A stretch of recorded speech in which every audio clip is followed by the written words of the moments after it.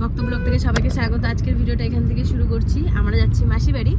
মামা আমাদেরকে ছাড়তে যাচ্ছে পানাগড়ে। পানাগড় থেকে আবার কি পাবো না পাবো জানি না, কেননা আজকে কোনো বাস নেই, সব বাস নাকি মিটিংয়ে গেছে। তো দেখি এবার কি করি। তো ভালো সমস্যায় পড়ে গেলাম আজকে আমরা দুই বোন মিলে আজকে ভালো সমস্যায় পড়ে গেলাম। অনেকদিন পর আজকে বাড়ি যেতে চলেছি, অনেক খুশি লাগছে। আমি তো তোকে বাড়ির কাছে ছেড়ে দিয়ে আসবো। হ্যাঁ চলো চলো, ঠিক আছে চলো। নদীটা হেঁটে হেঁটে পারবো? বেশ ঠিক আছে। আমারও একটু নিয়ে যাও। তাহলে তোমার বাপের বাড়ি কিন্তু মামি সেটা বলছে আমার একটু আমার বাপ মার মুখটা দেখাই দিয়েছো। আর আমার ননদের বাড়ি ওইটাই তো বর্ডার, ওই বর্ডার পার হওয়ার ক্ষমতা নাই আমার। কারণ ব্রিজ থাকলে ক্ষমতা ছিল, বাট ব্রিজ তো নাই। যদি ব্রিজ থাকতো তাহলে ভালোই। হ্যাঁ, আমাদের ব্রিজ একমাত্র সেই দুর্গাপুর ব্যারেজ ঘুরে যেতে হবে, না হলে আমাদের এই দামোদর নদী পার হয়ে যেতে হবে। চলো যাওয়া যাক।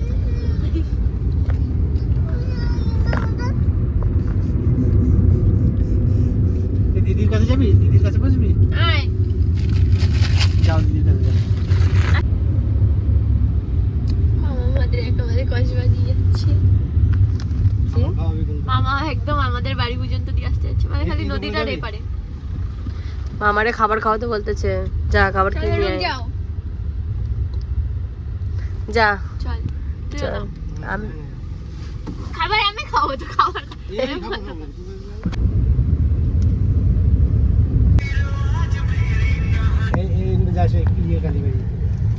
ইয়ে কালীবাড়ি না, না কালীর মন্দির না, আমি করছি কি জানো না, আমি করছি দাঁড়া। আরে আমার বান্ধবীরা সেদিন আইছিল। কালী মন্দিরই তো।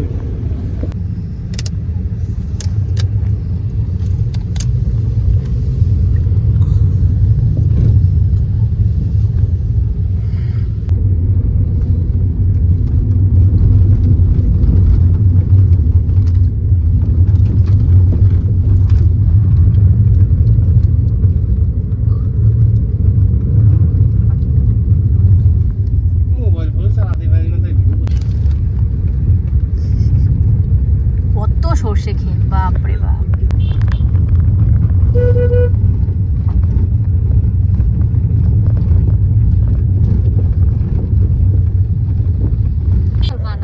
হ্যাঁ, আগে আরো বেশি মানাই তো। এই গাড়ি চালাচ্ছে, এই গাড়িটা চালাচ্ছে। হ্যাঁ, চার চাকা লরি। শেখি তুমি বলো না, শেখি তুমি। আপনার নির্মলের বৌদি আছে না? এই গানটা করে ভালো। এতটা ভালোবাসি। এখন আমরা নদীর ঘাটে চলে এসেছি। মেশো আসছে আমাদেরকে নিতে। এখন নদীর ওই ঘাটে মেশো আছে, এই ঘাটে আসবে। আর মামা তো গাড়ি নিয়ে ওইদিকে যেতে পারবে না, মামা চলে যাবে বাড়ি, আর আমি আর আমার বোন চলে যাবো মাসি বাড়ি। সব বেরোচ্ছে আমার মামা গাইস। চলে এসেছি। এ বেরোচ্ছে না। ওরে বাবারে, আমার মেশো আসুক, ততক্ষণে আমরা এখানে ওয়েট করি। এই তোর ঘুম হয়ে গেল? আমি চলে যাবো আমার বাপের বাড়ির দিকে, আমি যেতে পারছি না। কান্দো মামি এখানে বসে বসে। আমাকে নিয়ে যাও বাবা, তোমার মেয়ে এসেছে। এখানে সব ছবি তোলার জন্য দাঁড়িয়ে গেছে। আর এখান থেকে আমার মামা মামিকে সবাইকে টাটা দিয়ে দাও তোমার। টাটা দি দাও সবাইকে, টাটা দি দাও। টাটা দাও তো। ওই তো আমি দিচ্ছি, তুমি তো ভালো লাগবে। দেখো দাও। দেবে না, ঘুমের ঝোল কাটে। ও দেবে না। ও সারা রাস্তা ঘুমাতে ঘুমাতে এসছে আর ওর ঘুম ছাড়ছে না। তো দেখি আমার মেশো কতক্ষণে আসে। এই যে হচ্ছে রাস্তা, এই যে আমার মেশো চলে এসছে আমাদেরকে নিতে। হ্যাঁ, গাড়ি বাস চলে না তো। আমরা তো জানি না।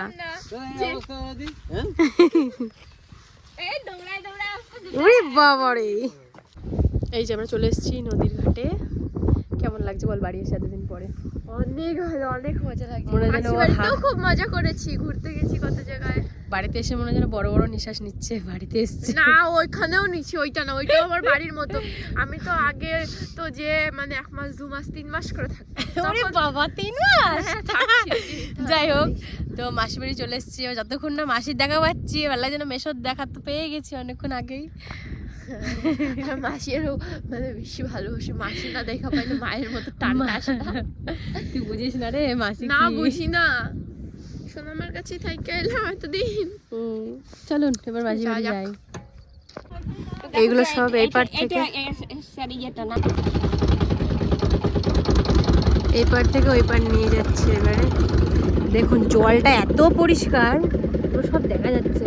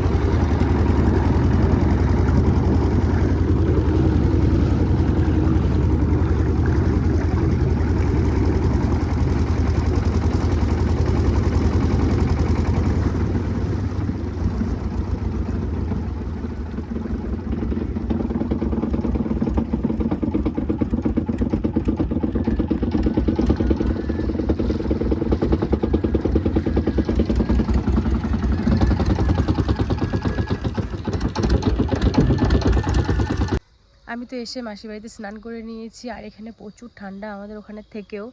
তো এদিকে সবাই শাক তুলতে এসছে, ভেতো শাক। আর এদের এখানে কি শাক বলে জানি না। মাসি কি শাক বলে এখানে? এখানেও ভেতো শাক বলে, শুধু নদিয়াতে আলাদা, বেলে শাক না বাইলা শাক, যাই হোক সামথিং এরকম কিছু একটা বলে। তো আমিও একটু একটু তুলি মাসির সাথে। এই যে এই আলু ক্ষেতের ভেতরেও হয় মটরশুঁটি, আর হচ্ছে পালং শাক, এগুলোর ভেতরে হয়েছে।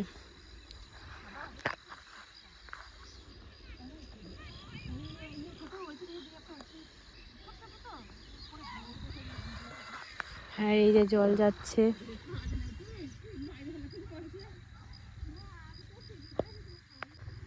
এই যে এই গাছের ভেতরে ভেতরে এই যে ভেতো শাক, তারপরে এই যে ভেতো শাক, এই যে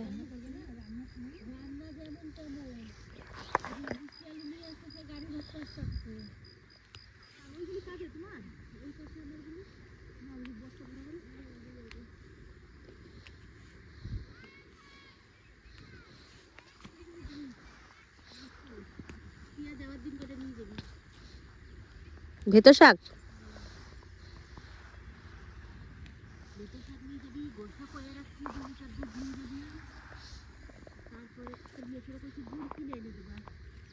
অরিজিনাল গুড়।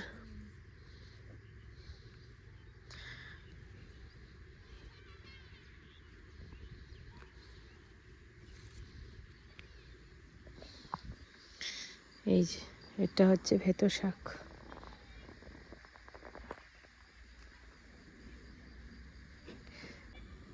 এখানেও কত কত হয়েছে শাক।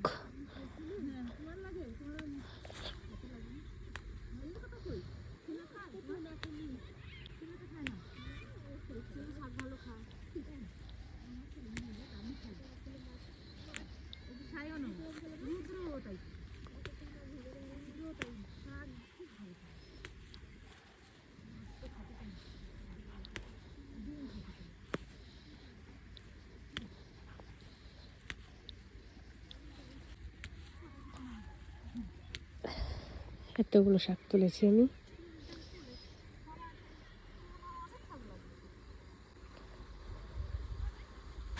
এখন তো শাক তোলা কমপ্লিট, মাসিরা চলে গেল, এবার আমি হেঁটে হেঁটে যাচ্ছি। আমার বোনের বান্ধবী ওই যে এখন আমাকে নিয়ে যাবে একটু ঘুরতে, আমি একটুখানি ঘুরতে যাবো ওদের সাথে। কোথায় যাবো? পতেশপুর না পতাশপুর? ও তো এই দুটোর সাথে এখন ঘুরতে যাব, তো ব্লগটা দেখতে থাকুন, আশা করি আপনাদের অনেক ভালো লাগবে। এই যে আমাদের ঋতু ট্যাবলেট রাইডার আমাদের নিয়ে ঘুরতে বেরিয়েছে। আর কি হারে কুয়াশা পড়েছে একবার দেখুন। মানে মাঠের মাঝখানে একটা তো ভালো লাগছে না অতটা। পল্লবীরে গাড়ি ছিল না, তাই পল্লবীরে ডিম পারে কালকে আমিও গাড়ি চালাবো। ঠান্ডা এখানে। তো এখানে একটা দোকানে আমরা আইসক্রিম নিয়েছি, সবাই আমাদেরকে বলবে পাগলে যে আইসক্রিম খাচ্ছি ঠান্ডাতে, ভাবা যায়। চালাচ্ছি তারপরেও আইসক্রিম মানে কি জমে ঠান্ডাটা লাগে। আর হাতটা পুরো বরফ হয়ে গেছে। আর এখানে একটা দোকানে আমরা এই এগরোল নেব আর এই আইসক্রিম খাচ্ছি এখানে, মানে খাইনি এখনো, এই আইসক্রিম খাবো এখানে। আর এখানে রোল নিতে বলেছি, এখানে দুটো রোল নিয়ে আমরা বাড়ি গিয়ে খাবো, তাই তো বলি। এটাও নরম হয়ে গেছে, ভাবলাম কি শক্ত। কেমন লাগে খেতে? হ্যাঁ, আমার মাসি সোনামুখী গেছিল আর আমি সব রান্না বান্না করেছি। কেন? সময় পাইনি, কিন্তু আসার সময় জানি আমার দুটো শিয়াল কুকুর রয়েছে, গেলেই দৌড়বে মাসি কি আনছো। এইটা একটা কেন? দুটো পেস্ট্রির গ্লাস পেস্ট্রি। নতুনটার দিকে আমি তাই আমি সবসময় খাই ওই কি লাল কালারের নাম কি ভুলে গেছি। আর এটা নতুন মাছের চপ, এটা নতুন খাওয়া, মাছের কিন্তু না, ঠান্ডা হয়ে গেছে। কিন্তু গরম করে দিছিলে, ঠান্ডা হয়ে গেলে কি করবো? কত দূর থেকে আনা বলো তো? সন্ধ্যামুখী এখান থেকে 18 কিলোমিটার দূর। ও বাবা, তাহলে সে আমাদের বোলপুর আর আমাদের ওখানে গিয়ে বসেই রয়েছি, সেই ব্লকে আর কোনো কাজ হচ্ছে না, কতক্ষণ বসেছিলাম জানিস, দিয়ে অনেক কি পরে এসছে। তারপরে টেস্টি হবে, টেস্টি হবে, টেস্টি হবে। আর আমি যে আজকে রান্না করছি কিরম খাইছো বলো? ভালো হয়েছে, খুব সুন্দর হয়েছে। সোঙা কাকা মানে আমাদের বাড়িতে আমার একটা কাকা আছে যে আমাদের বাড়িঘর সব দেখাশোনা করে। তো এই কাকাটা আজকে দিদির হাতে রান্না খেয়ে বলছে যে খুব টেস্ট হয়েছে, কে রান্না করছে? প্রিয়া দিদি। আর ওই তো মেশো খুব নাম করছে সত্যি। আর আমার দিদিকে মানে ওই কাকাটা আমাদের বাড়িতে ছোটবেলা দিয়ে, আমার জন্মের আগের থেকে ওই কাকা এখানে থাকে। তো ওই কাকা সবসময় মানে প্রিয়া দিদি মনা দিদিকে নিজের মেয়ের মতো ভালোবাসে। তো বলছে তুমি বিরাট নাম করে, যেমন ভালোবাসো ওদেরও তেমন ভালো। হ্যাঁ বিরাট নাম করে দেবো। হ্যাঁ সেটাই বলে। খেপি ছাড়া কথা বলে না। হ্যাঁ, খেপি না, ময়না। আমার ঠাকুমার নাম ছিল ময়না। রাস্তাঘাটে যেখানে দেখাও দূরের থেকে ময়না। তুমি একটুখানি খাই যাও, একটুখানি দেখি একটা খেয়ে। আমি ফার্স্টে ছিল।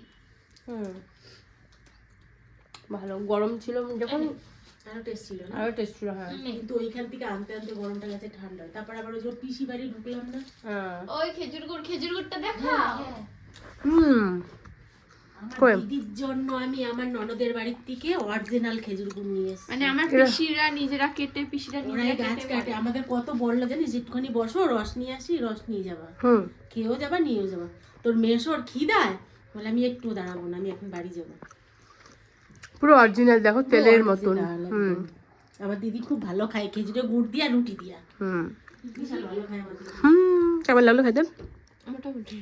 ওদের জন্য একটু নিয়ে যাবি, আর তোরা একটু রাখবি। হ্যাঁ,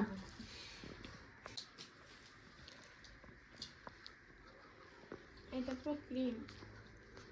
কেমন? এটা হেঁটে টেস্ট আছে। নাও তুমি কি বলছিলা বলো? তোর প্রাণ ঢুকে রয়েছে, তোর মন ঢুকে রয়েছে ওইটার মধ্যে, আমি জানি। তোর জন্য তুই এটা আর খেলি না। এটাই আমি, ওটা অতটা খাস না। কেমন খেতে বল? দাঁড়া আমি একটু খুলি। আমি এই যে খাচ্ছি আর দিদি এই যে খাবে। বলে আমার মাসি আনছে, খারাপ হলেও ভালো। না এটা ভালো খেতে। এটা ভালো না হলেও আমি বলতাম ভালো।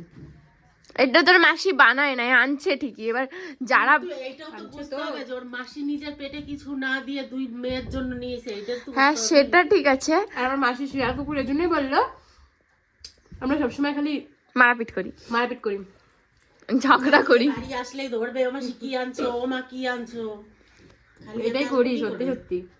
আর দিদির চেয়ে বেশি কে করে? দিদির চেয়ে বেশি কে করে কি করে খাবার রান্নার জন্য? তুই? আমি ফার্স্টে না দেখেই বলছি মা কিছু আনে না। আবদারটা সবসময় মাসির কাছেই থাকে, সব কিছুর জন্য আবদারটা মাসির কাছেই করি। ছোটবেলা থেকে। ইয়াম্মি।